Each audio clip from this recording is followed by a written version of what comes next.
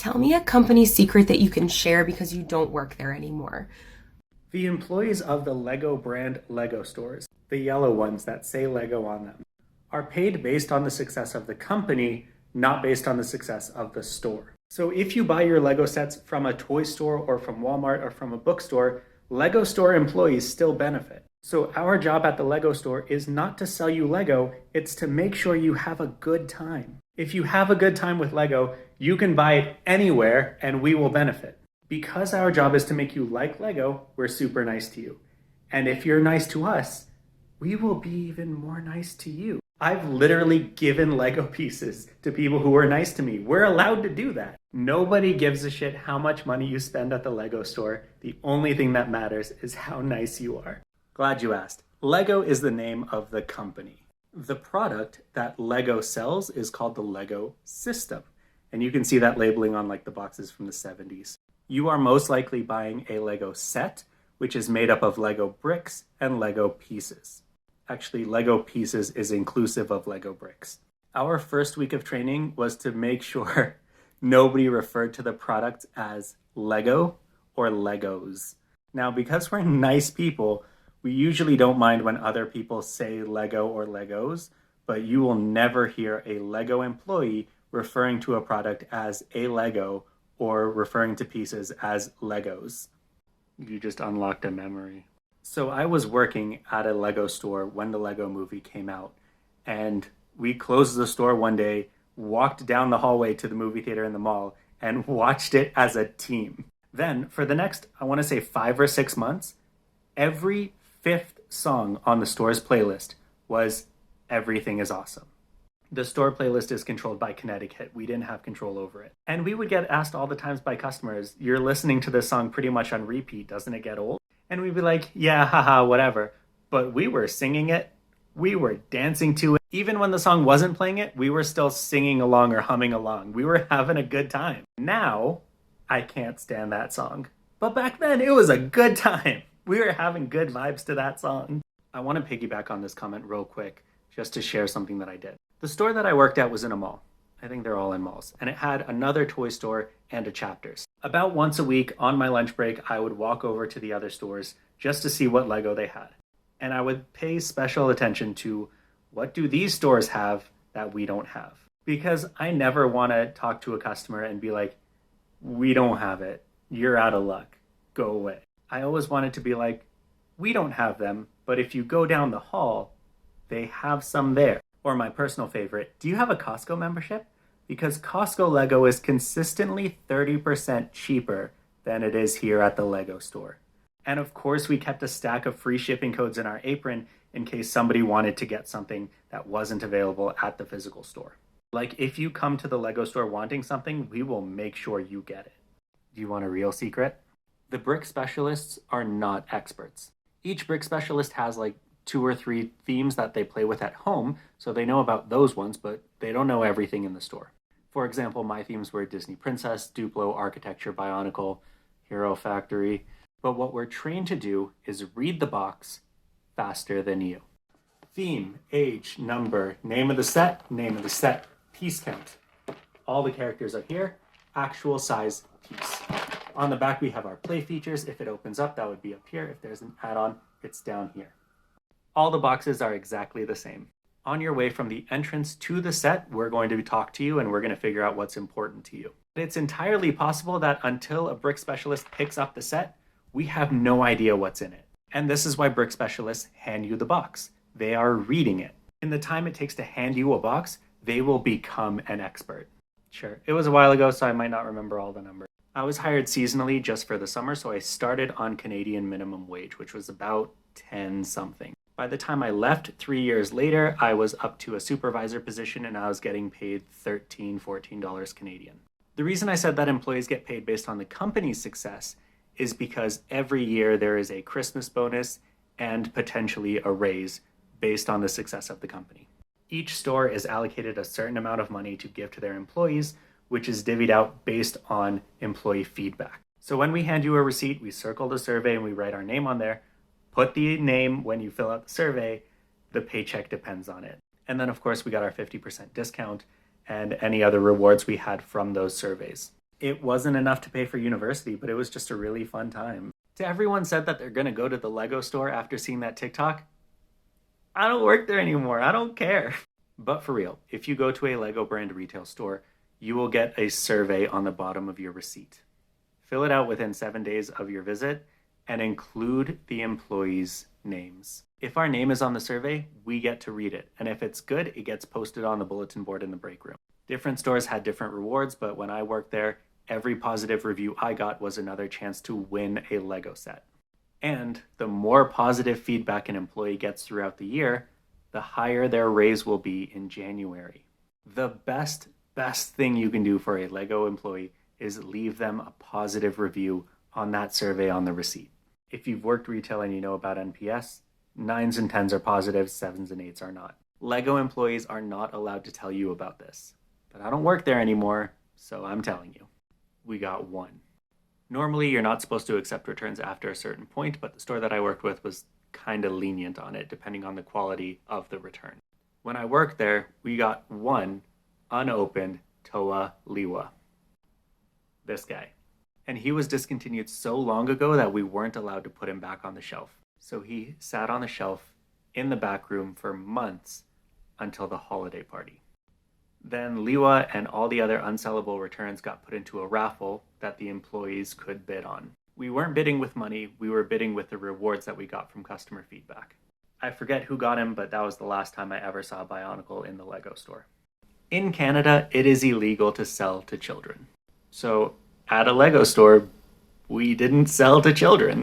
Kids would come into the Lego store all the time. Sometimes they'd buy something. I remember counting out quarters and dimes on the counter during the Christmas rush. But we can't convince kids to buy anything. So what do? We'd sell to the parents, no problem. We'd do our whole sales pitch to the parents. But to the kids, we were just hanging out. Hey man, you like Lego, I like Lego, let's have a good time. The kids are there to have a good time, the parents are there to spend money, and we know that. We used to joke around that the Lego brand retail store was the worst place to buy Lego. If you have a Lego store around you, that is the first place you go when you want to get a new Lego set. As a result, we were constantly sold out of everything. Well, not everything. Our shelves were full with stuff that people didn't want. But if we were out of something that someone wanted, it still counts as a sale if they buy it somewhere else. Or if they buy it online, either in-store with us or they go home and get it. So we would never discourage someone from buying something in the store. It just wasn't our focus. The priority was making sure they got Lego. Doesn't need to be now, doesn't need to be from us. Just get it. Yes, Master Builder is a position that you can have at Lego. It is completely unrelated to the Lego Masters TV show. Master Builders are like the ARC Troopers to the Lego brand retail clone troopers. They're the elite team. Master Builders design all the sets that you see in production, including the Lego idea sets, which can be designed by anyone, but are sent to a team of Master Builders before they're finalized. Master Builders also do all the Lego sculptures that you see at the Lego stores, Legoland, and Discovery Centers. Because Master Builders are completely separate from Lego brand retail, I've tagged Master Builder Alec in this post, and you can go see some of his work here on TikTok. If you like Lego content, go follow Master Builder Alec. We have a strategy to address this too. I'm not sure if everybody does it, but it's something that we did. If a Lego set is too expensive for a parent, we will try to convince the kid that the set sucks. And for the bigger sets, the $200, $300, $400 Lego sets, this usually works because those sets are actually boring. Like they look cool, but there's a lot of repetitive building and a lot of the same color throughout. It's just not that exciting. And if a parent can't afford that set, we will tell that to the kid just so that they feel less bad if they walk out with a smaller set or with nothing at all. When you come into the Lego store as a parent, we will probably try to figure out your budget, and then we'll do what we can to pivot your child toward your budget. At the Lego store, there are rules that we can break and rules that we can't break. Rules that we can break are like giving someone a minifigure, a handful of bricks, an extra gift at the checkout. Just nice little things that we can do to make someone's day. If you are mean to me, you get nothing. And the reason that there are rules is if someone tries to argue about me about getting free stuff or getting extra stuff, I can just point to company policy and say, no, you can't get free stuff. And then they say, let me talk to the manager. And the manager says, no, you can't get free stuff. So all these people talking about getting free stuff and getting extra stuff is against the rules on paper. And if you're nice to us, we can break those rules. And if you're mean, the rules get enforced, and I'm sorry, there's nothing I can do about it. Actually, we're also not supposed to say I'm sorry, but there's nothing I can do about it. The reason that Lego boxes aren't so sturdy, and the reason that we don't give discounts for damaged packaging, is because the boxes are garbage. When you get a Lego set, the first thing you do is dump out all the pieces and get started. That's literally in the instructions. If you keep your Lego in the box, you're not playing with it enough. If you are storing pieces from one set separate from pieces from another set, you're not being creative enough. There is a reason that most of these boxes can't close after you open them. So I'm going to tell you the one thing that I was never allowed to tell customers, but always wanted to. Throw away your fucking box and play with your fucking Lego. If you need to store it later, that's fine. Get one big container, put everything inside, mix it all up.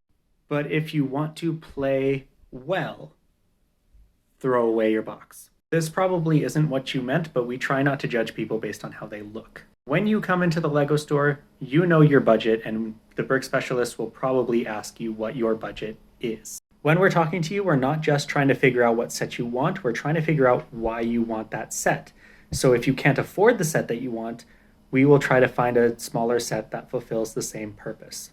If you want UCS Star Wars, we might steer you towards the minifigure scale Star Wars. If you want Creator Expert, we might steer you towards Creator 3-in-1. If you want superheroes but don't care about the big vehicles, we'll steer you towards Juniors because they have the same superhero. When it comes to Lego, it's not about what you can buy, it's about what you can build. So you can get the expensive, boring ones that are just going to gather dust on your shelf, or you can get the cheaper ones and be more creative with it. Guys, calm down. It's not that deep. If you want to play and replay, that's good.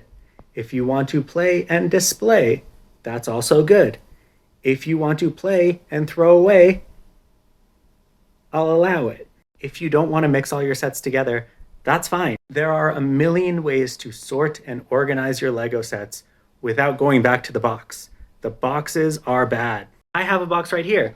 It's got a set inside. The boxes are not meant for storage. They're flimsy. Take your Lego out of the box. Play with it. Whatever play looks like to you, play with it.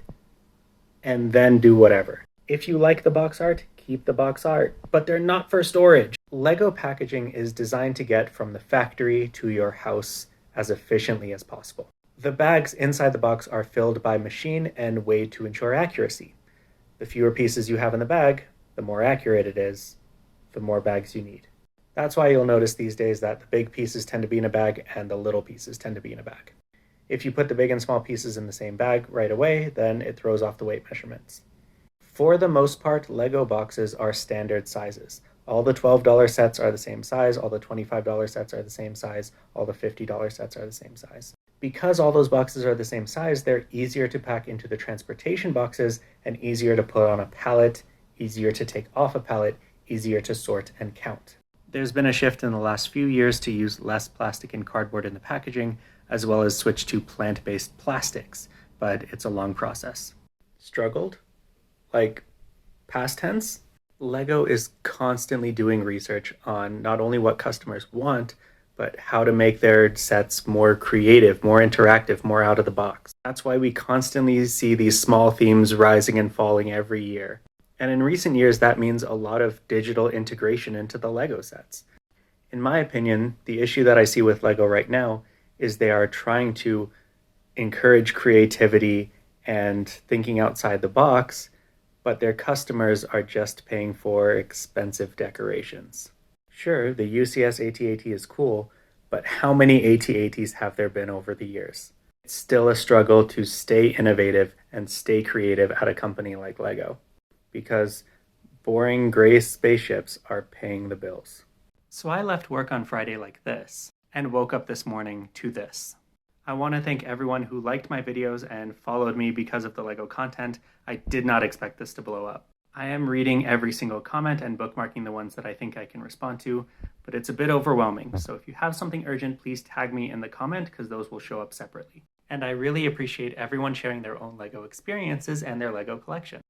One last thing before you go. In one of my videos, probably the first one that you saw, I suggested mixing up all your Lego pieces together into one big bin. Obviously, this doesn't work for everyone.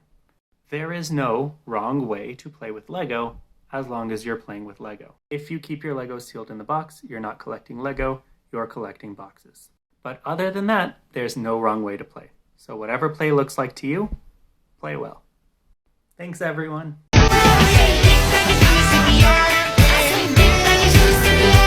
It's to give you the strategic advantage if you ever had to fight that tiger. According to the Art of War, it's a good strategy because it's a weak point on the tiger and they can't reach you if you're back there. Please do not do this, ever, anywhere you go. Lego uses the NPS, the Net Promoter Score, which is the international standard for customer service reviews. Every other B2C business that I've worked for also uses NPS. If you are taking a survey for a store and you see a question that sounds like, on a scale of 1 to 10, how much would you recommend this to someone else? That's NPS. On NPS, 9 and 10s are good, 7s and 8s are okay. Anything below that is bad. Like, fireable bad. When I worked there, we had some really amazing managers. So if you left a 5 out of 10 review, but you wrote good things in the comments, they would actually reach out to you, let you know how the system works, and see if there's anything else we could do to help. Most stores don't do this. If you had a good experience at any business, 9 and 10s only. In many places, it is against the rules for an employee to solicit a 9 or 10 review. I'm not an employee, so I'm telling you. Lego bricks are designed to be put together and taken apart and put together and taken apart and put together and taken apart over and over and over again for years. Illegal building techniques are those that compromise the integrity of the brick. Most often, it just wears down the studs and the tubes so that they don't stick together as well. Sometimes it can even make bricks snap. It's always fun to experiment and try new things, so you can definitely try illegal building techniques every once in a while, but I would recommend not doing it too often if you want your bricks to last. If I were to build one of those cool bendy Lego structures and keep it on display for a while, none of those pieces are going back in the bin. I cannot trust those pieces anymore. They look really cool and they are very creative, but if your goal is to keep your Lego pieces usable over time, I would recommend against it. Bionicle was one of my favorite themes of all time, but I think the reason it failed is because it went against the purpose of Lego. The company, stop commenting. When Lego started, it was just 2x4s in 3 different colors, and the appeal was to see how many different things you can build all out of the same piece. As the Lego building system got more complex over the years, they introduced other pieces that you can do other things with. You can snot, you can Technic. By the time we get to Bionicle, they are manufacturing a brand new piece for every series, sometimes for every set. Bionicle being discontinued coincided with a massive shift for the Lego company. They took stock of every single different piece that they were manufacturing, and they cut that list down, I think, by over half. Lego shifted their focus to making pieces that can be used in more than one place, in more than one way. This is why croissants and oysters are decorations on the Parisian cafe. This is why the cherry blossoms are frogs. Every new piece that they manufacture takes time and money and supplies. And as a business, you just want to reduce the amount that happens. You save more time and money and resources by reusing your pieces in new creative ways. And Bionicle just doesn't fit in that because you have to design and produce and make the equipment to make a new piece for every model. So Lego is trying to avoid making new and unique pieces that don't have utility in other places. The obvious exception is licensed sets and character sets, and that's part of the reason why they're more expensive than other Lego sets. The most recent example I can think of is they redesigned the Lego wands in the Harry Potter set. They used to be the same piece as lightsabers. So if you want to look at it from the perspective of saving money, or if you want to look at it from the perspective of putting creative limits on your building, having fewer unique pieces is better. I made a bird. A lot of people don't like the 3-in-1 sets, but I love them. People who like to build and display have told me that they don't like them because they can't decide which one they want to keep. Here's a secret. I don't know if it's the case anymore, but back in the day, the pieces in the 3-in-1 only built the first model. If you built the second or third models, you'll always have extra pieces because the piece count was for the first one. I think the 3-in-1s do a really good job of transitioning for people who want to go from following the instructions directly to free building. I will be honest, I have never built all 3 models in a 3-in-1. I usually get through the first 2, and that's enough for me to start exploring on my own and trying new things. And I think that's the point of the 3-in-1s. It teaches you different ways to use the same pieces and lets you explore that. Lego and Disney are kind of the opposite in this regard. Lego brand retail, the Lego stores, are run by Lego in Billund. Lego Land and the Legoland Discovery Centers are run by Merlin Entertainment. That's why you'll get better service in a Lego store than you will in Lego Land. Disney parks, like Disneyland and Disney World, are run by Disney. The Disney stores are run by the Children's Place. That's why you will get better customer service in Disney parks than you will at the Disney store. In the last year or so, Lego has gotten majority share of Merlin Entertainment, and Disney has shut down a lot of their Children's Place run stores. So both Lego and Disney, who are world leaders in customer experience, will hopefully have more consistency across the board in the upcoming years. I love Lego Elves. If you are looking for curved and arched pieces, Elves is the best bang for your buck. Plus, they had all these blues and greens and purples that we'd never seen in any other Lego set. And I just love the general aesthetic of elven designs in Lego, in Lord of the Rings, and World of Warcraft. That's my favorite kind of design. But what was most important to me was the characters. Lego Friends had Andrea and Matthew, but Elves had Azari and Rosalind and Lumia and a bunch of others. Those characters were the same color as me. I think I ended up with 3 Azari bakeries just for that fact alone. And the only Jurassic World set I got was the Pteranodon capture, so I could have someone that looks like me. The Lego Elf sets are very, very important to me. I am sorry to say, but that's just your luck. In my entire life of building, I have only had 2 sets with missing pieces. One was a mini Naboo Starfighter from Kohl's. The other one was a display I was building for the Lego store. Missing pieces happen so rarely that when I brought the unfinished display model, the manager didn't believe me that the piece was missing and got mad that the set wasn't done. It was the helicarrier and it was missing a 4x4 grave plate. If you don't already know, and for those of you watching at home, there is a solution. In the back of your instruction book, there is a parts list. Find the parts number and contact Lego Service either at this website or these phone numbers. They will send you a replacement piece free of charge. The pieces that you get in your Lego set are not counted, they are weighed. Sometimes mistakes happen. Some people have had luck finding missing pieces by visiting the Lego store and asking, but that is not the Lego store's job, so I would not recommend going there for that purpose. Okay. This is a copy of a page of a patent that was filed at the British Patent Office in 1968. It shows how Lego bricks are constructed and how they fit together. Anyone who tries to make a profit off of infringing on those patents can get sued by Lego. That's not Lego, that's the law. Creo, Mega Bloks, Mega Constructs, they can all make bricks. Some of them make bricks that are compatible with Lego. And it's not a problem because they're all using their own design. The people who get in trouble are the people who use Lego's design. I'm not a lawyer, but I'm sure there's someone on TikTok that can explain patent law and how it works. But as far as I know, anyone can make bricks. Lego can make these. I did not realize how important representation was until I had it. Lego minifigures are yellow because yellow is not assigned to a specific race. It can represent anyone. But I grew up in the United States, where white is the default. So yellow is white. This is the minifigure that I used to represent myself when I was growing up. It doesn't look like me, but it was a cool sci-fi version that I could pretend to be. The first minifigures of color I ever got were basketball players, but they still didn't look like me. Even though I can get close with the yellow bricks, and that's technically correct, it still didn't feel right to me. I sometimes use Lego to teach about Muslim history, so these people who are Persian and Turkish are actually using Superman and Jor-El's faces. Anytime I have a chance to represent myself in Lego, I jump at it. And it's only recently that I can find something that's close enough. Or put something together.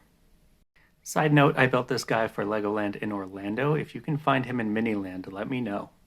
It took a really long time, but Lego can look like me now. and it can look like you too, if you can get a little creative with it. Build-A-Mini and Pick-a-Brick are closed for COVID, but I hope they open again soon.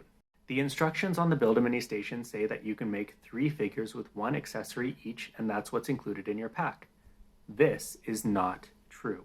What you are actually buying is 15 pieces from the Build-A-Mini station. It doesn't matter what those pieces are.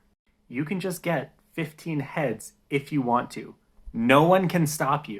The worst thing that I ever did at the Lego store was telling a little kid with a Ziploc bag full of toonies that he couldn't get the new Marvel set he wanted. While he was at school, resellers and box weirdos came and cleared out our shelves. And I knew they were resellers because they were bragging about it. Same thing that they're saying in the comments. The price is only going up. Save your boxes. This is my retirement plan. You're missing out. And the only thing they were doing was taking toys away from people who wanted to play with toys. And I feel like it's gotten worse recently. Have you seen what's going on at Disney with the popcorn bucket? Oh, do you want to eat popcorn out of that dragon's open neck? Too bad. That popcorn goblin is going on my shelf to collect dust until eBay says it's okay to go on a different shelf and collect different dust. This is why I say open your boxes. And if you want to spite resellers, destroy those boxes. As long as you are playing with the toy. Whatever play means to you, play well. I agree with you. And it looks from the other comments that most people don't. So if I can have a moment of your time, I'd like to explain. Imagine you're me. I know it's hard, but try. You go to your school, nobody looks like you. You play in your neighborhood, nobody looks like you. You watch movies and TV shows, nobody looks like you. You read comic books, nobody looks like you. Then one day, all of that changes. Suddenly, the bad guys in the movies look like you. The bad guys in the TV shows look like you. Bad guys in the comics look like you. The bad guys on the news, in real life, look like you. If all the bad guys look like you, what does that make you? In the last video, I said I got the Pteranodon capture set because that minifigure is the first one that is supposed to look like me. It's a South Asian Muslim man with a grumpy face. I got the set before I watched the movie, and spoiler alert, he's a bad guy too. Representation isn't about seeing your skin color on the screen or in your toys. I think that's a very shallow way of looking at it. Representation is finding out who the world thinks you are. When someone who doesn't know you looks at you, who do they see? All of that is informed by who you spend your time with, the media that you consume, and yes, the toys that you play with. That is why representation is so important. This guy, also in my profile picture, is custom printed because I don't want the world to tell me who they think I am anymore. Okay, a lot of people have said this on my video so far, and I can't. You guys, you don't understand how many people came into the Lego store after seeing that movie and said it was one long advertisement to buy more sets. Yes, it is a movie that looks like it's made out of Lego, but did you watch it? I cannot count the number of mothers I had to explain the plot of the children's movie to. The point is not to buy more sets. The point is to take the Lego bricks that you already have and build something else. That's the point of the movie. No offense to moms. I don't know why it was moms, but it was always mom. The point is to play. The point has always been to play. So please, play well. Nicole, do not build that bouquet. You need to prepare. First, you need something to put the flowers in. I recommend something this size. That's a large double if you need the scale. Extra large works too. Next, you need something to put in the thing. If you have 1x1s, get as many as you can and put them in the thing. If you don't have 1x1s, sand or dirt or beans, something that can pack nicely and hold together. Once you have that prepared, then you can relax and build your flowers. Your flowers will be top heavy. If they are unsecured, they will fall and they will break and you will lose pieces. Make sure you have something to put your flowers in.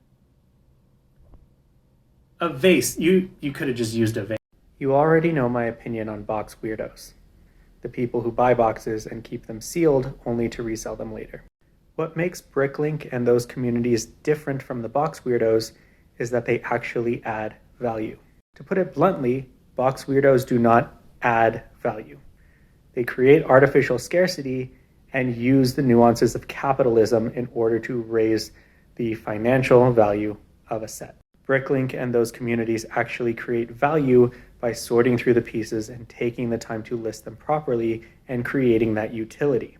Unlike LEGO customizers, neither of them are substantially changing the product, but BrickLink is changing how you interact with the product. I genuinely appreciate the utility that BrickLink and those communities bring to LEGO purchasing, and I will spend the extra money if necessary to utilize those. I think I've only ordered twice from BrickLink in my whole life, but I want to show you one of my favorite pieces. Not that. This is part of Ikao Nimako's Building Black Civilization series in 2019. These photos are taken from the Aga Khan Museum in Toronto. Expressions like these would be impossible without communities like BrickLink coming together and providing that utility. And yes, I've said creativity is enhanced by constraints, but having all the pieces you need to achieve your creative vision is a massive plus. Remember, all of these pieces are built within the constraints of the LEGO system. I've been lucky enough to view this gallery up close and take these pictures, and some of the pieces that he's using are only available in one set, and he's using multiples of these pieces. Art like that would be impossible if pieces weren't ready to go. And it would be impossible for a business like LEGO to keep every single piece they've ever manufactured as inventory. But by spreading it across an entire community, you are able to mitigate those difficulties, and I am very much appreciative of that. I do not crackle at home.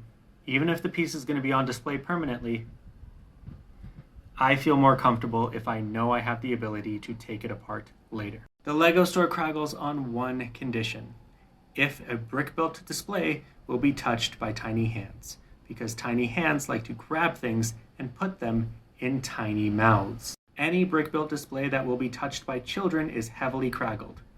Kind of. If you are not careful, craggle will leave an icky residue on your bricks that just looks unprofessional. So instead, LEGO Masterbuilders use a solvent that actually fuses the ABS plastic of each brick together. But they are not wasteful. Only the outside layer of the display is craggled together like this. Only the parts that have a chance of being ripped off and eaten. When the display is done, all the uncraggled LEGO is dug out from inside, cleaned, and reused. If your builds are bricky and sticky, I hope you play well. I'm not a huge fan of this argument, and I will tell you why. When I started working for the LEGO store, non-licensed sets sold for an average of 10 cents per brick. Licensed sets are obviously more expensive, and Star Wars, which I think is the most expensive license, was 14 cents per brick. As of February 2021, the price per brick of licensed and non-licensed sets averaged together was 11 cents. It's been almost a decade since I started working there, and the price hasn't gone up. I think the online pick-a-brick is a good illustration of the worth of pieces, to use your phrase. There, different elements have different prices, but they still average out to around 10 cents a piece. The reason LEGO sets are so expensive is, one, licensing. You need to pay Disney to make Star Wars stuff. And more importantly, you are buying thousands of pieces. LEGO sets today are bigger now than they've ever been in the history of LEGO. You are buying more and more pieces, and they're starting to add up. If you want to get really pedantic about it, the bigger sets are actually cheaper per piece than the smaller sets in the same theme. I'll use Classic as an example because there's no licensing involved. Here's a set that's selling for $7 Canadian with 52 pieces. That's 13 cents per brick. Here's a set that's selling for $90 Canadian with 1,504 pieces. That is 6 cents per brick. I'll do it with Star Wars. Regular AT-AT is 15.7 cents per brick, but the big AT-AT is 14 cents per brick even. The reason I don't like this particular argument is because it sounds like you're asking for more bang for your buck, but you're not. In a previous video, Dr. Eilers mentioned that you can make 915 million things out of 6 bricks. That's $1.67 online or 90 cents if you go to the store. But the people who make this argument don't want to spend $1 to make 900 million things. They want to spend $200 to make one thing. The price of LEGO is not going up, the value of LEGO is not going down. unless box weirdos are involved. You just want fancy things without paying fancy prices. Is a Lego spaceship more than a toy spaceship? Yes. But when you buy a toy spaceship, you get a toy spaceship. When you buy a Lego spaceship, you get whatever you want as long as you play well. The Lego company was founded on the value of play. The reason that they switched from wooden toys to plastic bricks is because they liked the idea that through play, you can take one toy and make many toys. Also, their factory burned down twice. Lego brand retail stores are run by the Lego group in Denmark, and they share these values. That is why they will always have PAB, they will always have BAM, and they will always have Classic. Target does not share Lego's values. All they care about is making money. And as you can tell from all the other comments on all my other videos, building once is what makes the money. The same thing happened with the History Channel in the States. They want to teach other people about history, but Hitler and Pawn Stars makes the money. This is why Target seems to only carry Star Wars and Harry Potter. It makes the money. So whether you play once or play many, play well. White and light gray Lego bricks have a bad reputation within the Lego community because they tend to discolor over time. Especially if you leave them out in the sunlight, they turn this gross shade of yellow. But you don't have to take my word for it. Nate, the Lego guy, our friend at Epic Bricks, sorry I just followed you right now, I thought I already was, is doing a year-long experiment showing the discoloration by leaving a white base plate out in the sun. He is covering the base plate section by section over time to see how much it gets discolored over the course of a year, and of course he has his control group as well.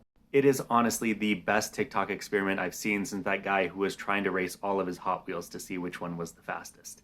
He also has so much more Lego content than I do, so follow Nate because he definitely knows how to play well.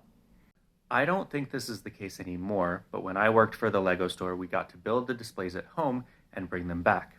If there was a highly anticipated set, those who wanted to build it would have to sign up before the set was released, so that everyone who wanted to build the fancy sets had a chance to build them. I like to stay out of that drama and just build whatever nobody else wanted to build, usually Chima or friends. However, due to scheduling issues around the release date, I actually got to make the Avengers Helicarrier. And as a personal preference, I finally signed up for one and I got to build the second model of the Sydney Opera House. I looked so young back then. Play well. I probably should have specified this in the previous video. No one in the store was required to build displays. And since we were doing it after hours, those who volunteered were usually getting something else out of it. The AFOLs on our team would get insights into brand new sets before they were released to the public. The parents on our team would give their kids something to do on the weekends. For me, it was just time I could spend with my brother building Lego without having to worry about paying for it or what we were going to do after it was built. Other people have commented that displays are now being built during working hours and distributed to employees afterwards. And if we needed something in a rush, we would also build displays during working hours. But these are Lego store employees. They'd never miss an opportunity to play well. I am so glad you posted this on the AFOL video. When a movie gets leaked, you usually see it on Twitter and on TikTok and on the news. It's generally hard to avoid unless you're very diligent. But when Lego gets leaked, it usually stays in its community. And like I said in this video, most of us working at the Lego store were not in the community, so we didn't know about leaks. Sometimes customers would ask us and we would rightfully say, I have no idea what you're talking about, because we didn't. The AFOLs, on the other hand, we had to constantly remind the AFOLs on our team not to talk about rumors and leaks with customers, no matter how excited they were about them, because when you have a giant Lego logo on your chest, people tend to believe what you say, even if it's not confirmed. Because I wasn't allowed to talk about it anyway, I didn't see the point of trying to keep up with all of the Lego news until stuff was officially announced. But when I was put on the stock team, I started to pay attention to rumors, but my main concern was, how is this going to fit on our shelf? Play well, my friend. Can I brag? I'm gonna brag. On July 13th, 2018, I visited Legoland in Billund, Denmark. If you've been following me since before the Lego content, you might be able to guess why I was in Europe at the time. Legoland in Billund didn't start off as an amusement park, it actually started as a showroom for the Lego product. When Lego first started, it was just selling bricks without instructions, so people would ask, what's the point of this? So the Christiansens built Legoland in order to show off just what the bricks could do. Of course, nowadays they've added more rides and activities and a penguin exhibit for some reason, and are more focused on kids playing and having fun. One of the reasons I actually don't like Legoland in Billund or anywhere else is because I'm 6'4", so I don't fit on the rides and I can't do any of the activities. But the reason I went to Legoland in Billund is because it was a free add-on to my trip to the Lego House. The Lego House is a museum and activity center that had just opened up at the time. There's an archive in the basement where you can see thousands of old sets, both inside the box and out of it. Then you can go upstairs to see amazing MOCs from Lego builders around the world. As you work your way back down, there's various spots where you can play and learn. You can build and test cars, build houses and other buildings, make cool creatures and flowers, and there are amazing brick-built structures and displays all throughout. Even when you order food, you are building Lego. So if I ever have my own kids or borrow someone else's, I will definitely be taking them to Legoland because it is a once-in-a-lifetime opportunity to play well. Side note, if you are going to Legoland in Florida or California, they do have a shopping pass. You can buy admission to the park and go inside and shop around as much as you like, but if you return to guest services outside the park within an hour, you can get your ticket refunded. So if you have time to kill on your next Disney or Universal trip, there's 3 hours right there. Play well, my friends. I'm glad you said won't instead of don't, because my answer will change depending on which word you use. Before the Lego Harry Potter sets relaunched in 2018, I saw a lot of people online designing and creating short minifigure legs that could bend and sit. They saw something that Lego wasn't doing and they used their big creator brains to fill that need. The same thing goes for where I got my profile picture minifigure. That site just mix and matches Lego prints and colors so that you can get something more specific than what Lego actually offers. But won't is different. Lego has a pretty strict no real military policy. There's been exceptions, like there was a biplane that was not military but used by the military. There are some army trucks in the Captain America set, but usually they're not depicting any real military. And a lot of the customs that I've seen online are for military. They are uniforms and helmets and guns and other weapons and stickers that you can put on your tanks and helicopters. Now I get it. There is a huge overlap between people who like Lego and people who like military history. But personally, I'm on Lego's side here. This is a Lego ad from 1966 that we had posted in our back room at the store, and every time I read it, I get chills.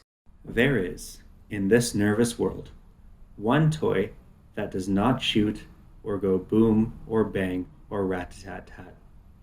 Its name is Lego. It makes things. Play well, my friends.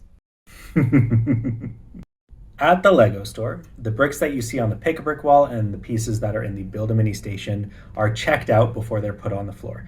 This is for inventory purposes so that we can keep track of what's going out. Anything that doesn't sell from the wall or the station, usually stuff that goes on the floor, will be packed up and sent back to the distribution center to be cleaned and either reused or recycled. Displays are in the same category. So if we're feeling a little bit sneaky, we might take a minifigure out of an old display or if you're lucky enough to have a mixed bin in your pick-a-brick wall, that's displays, baby. Go nuts. I feel like this is the first actual secret I've talked about so far. Play well, my friends. I mean, it's not the only decent corporation, but having been a customer on the outside and employee on the inside and been to Billund, which is pretty much a company town, I'd say I'm a fan. Have you ever watched a movie and thought to yourself, a person didn't write this, a studio did? That's the way many companies are run today. A bunch of dudes in suits behind closed doors thinking about ways to maximize profit. Lego is a private company. 75% of it is owned by the Kirk Christiansen family, who started it, and the other 25% is owned by the Lego Foundation, who encourage learning through play. And as a result, the only people that Lego has to answer to is Lego. So yes, being a profitable company is a huge motivating factor, but it's not the only one. This is why the Kirk Christiansens and Lego can stick to their values and encourage people to play well. You've seen the show, right?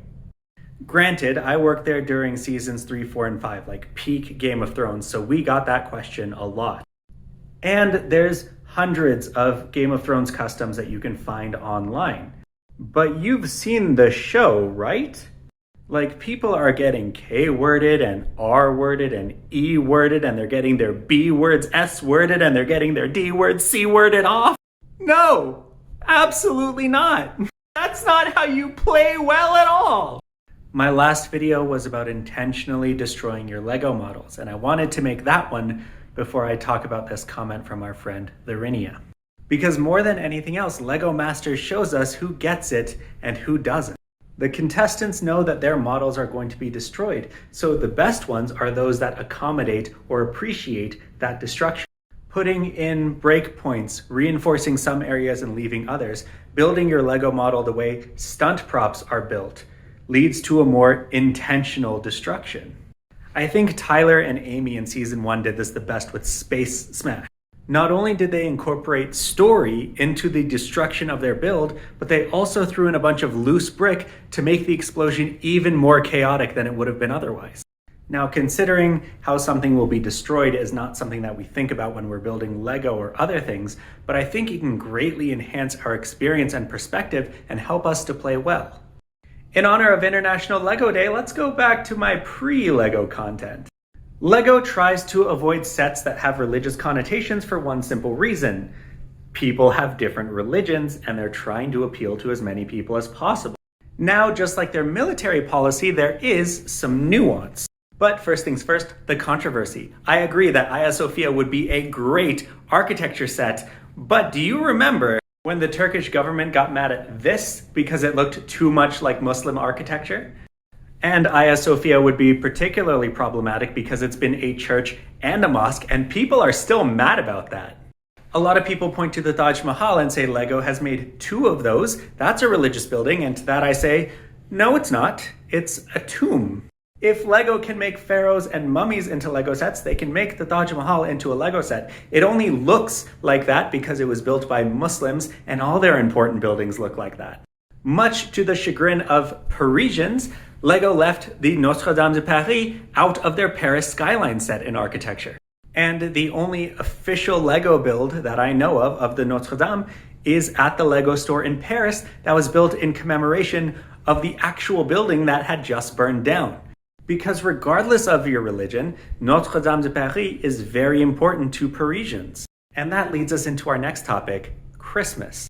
Yes, Lego has a bunch of Christmas sets and Christmas traditions for their employees. But as a religious scholar, I would not consider those Lego sets and traditions Christian. This whole put the Christ back in Christmas thing is relatively new, and the things that you see in the Lego sets, such as Santa, elves, stocking, and decorating trees, are all pre-Christian tradition. As a religious scholar, I super enjoy the fact that these delineations between sacred and profane are very recent when it comes to all of human history. So these Christmas Lego sets, I would not consider to be religious at all. They're just European. And yes, that includes Julmanden. The podcast 99% Invisible did an episode this past Christmas about all the different Santa traditions in Slovenia.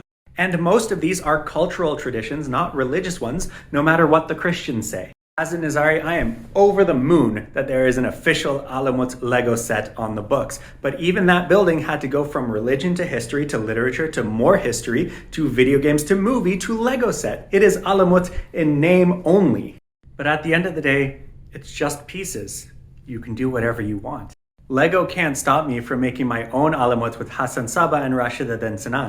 They can't stop me from making the Kaaba or Al-Aqsa. So yeah, Lego's not going to do it because they're trying to appeal to everyone, but you're not everyone. You can build whatever you want as long as you play well. So this is the original brick separator that came out in the 1990s. It was gray or green. In 2007, they gave it a slight upgrade and they produced green ones. These are our current brick separators. Most of them are orange, some of them are teal, and one of them is green. Why green? To match the movie poster, of course. And this absolute unit is the newest brick separator that comes with the Lego art sets. Look at that chunk. If you're shopping on Lego.com, it usually includes a brick separator in the picture if there's one in the set. For example, this teal one is sitting right there behind lavender brown. According to Brickset, the teal one started coming out in 2019, so if all your brick separators are orange, maybe it's time to get another set. Play well, my friends. Can you build off of Lego molds? You can see from this video when the mold opens up, the flashing falls off, and then the bricks are pushed out, and then the mold goes back in before it's closed again. And you can see up close there's a lot of moving spiky bits on the underside of the mold. You see, Lego pieces are so precise that not only does the flashing just fall off, but the mold actually needs to push the brick out of itself. So theoretically, if you could realign all the mechanical parts of the mold, you could build on the mold. But that's not possible. You see, the precision of Lego bricks is what makes it valuable. And in the early days, it's what made it the best plastic building brick in town. So in order to preserve that, Lego actually buried their disused molds in the foundation of their factory so no one could get to it. This is an illustration of that from the Lego house using gray bricks instead of concrete. I'm assuming this is behind bulletproof glass. Nowadays, whenever they have to retire a mold, which is fairly often because they need to keep their pieces precise, they melt the surface of the mold, the part that actually makes the brick, under supervision and then recycle the metal. Lego is making sure their molds are unusable after they leave the factory. So theoretically, you could build off the mold, but good luck getting your hands on a mold. Play well, my friends. Lego minifigures are officially yellow because nobody in real life has that skin color, and I think it's a good approximation of a human without being so specific to be exclusionary. In that case, yellow is a neutral color until 2003.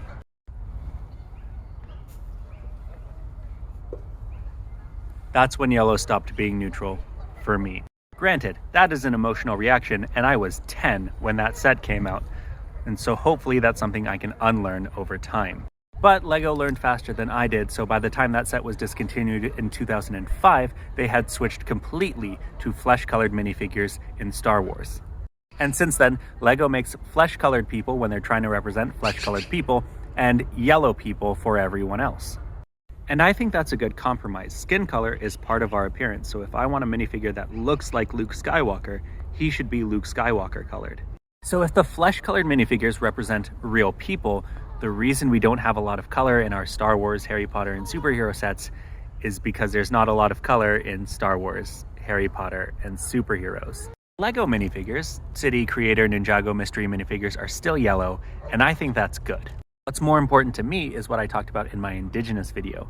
Not only are they the same color, but they are identical. You'll remember that the bad guys from Indiana Jones also used facial structure in order to determine someone's ethnicity. So I think making sure all the minifigures have the same facial structure is a great metaphor for the world that we live in now. Mystery minifigures have cultural signifiers from all around the world, but aside from makeup and clothing, they are all the same. In the same way, the things that make us who we are, our identity, our expressions, our culture, our language, our religion, and politics, are all built on an underlying humanity. You see, out here in the real world, people like to use those indicators to discount each other's humanity. They're not as valuable as a human because they speak a different language, come from a different country, or have a different job, or whatever. But we're still all people. We're still all made out of the same stuff. The things that make us different are on the outside, but the things that make us the same run really deep through all of us. But I wasn't raised like that. A lot of people weren't raised like that. So it's still a process of learning and growing so that we can recognize the minifigures inside of us, build a better world, and all play well together. Philosophically, I think either one of those is fine. Either everyone is neutral or no one is. But practically, the Lego Star Wars minifigures have never been neutral. This guy is neutral, but Luke isn't. Han has his signature smirk, and even if Lando was yellow, he'd still have that mustache. Because if we're being honest, the race and appearance of these characters in Star Wars doesn't matter, but their appearance in Lego does. These sets are based on movies, and if they don't look like the movies, no one's gonna buy them. I think companies like Lego and Hasbro have a responsibility, artistically if not financially, to faithfully represent these characters, including their clothes, their hair, and yes, their skin. And when Lego makes their own characters, they opt for something a little bit more neutral, and I am okay with that compromise. I'm going to be honest, I didn't know about Lando and the Cloud City Lego set until months after it came out. Because I was busy playing with this, and there is no way that that guy is not South Asian. Yes, he's yellow, just like the Europeans, but he's brown. Even with the mystery minifigures, we have characters from all over time and space and fiction, and they all fit together.